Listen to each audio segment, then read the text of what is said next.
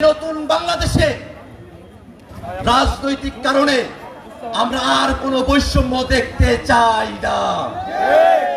যে রক্ত, যে শ্রম, যে জীবনের বিনিময়ে নতুন বাংলাদেশ প্রতিষ্ঠিত হয়েছে, সেই নতুন বাংলাদেশ আর পুরনো সিস্টেমে, আর পুরনো কায়দায় চলতে পারে না। বাংলাদেশকে নতুন ব্যবস্থায়, নতুন কাঠামোতে, নতুন কায়দায় পরিচালনা করার জন্য অবশ্যই একটি নতুন সংবিধান প্রণয়ন করতে হবে।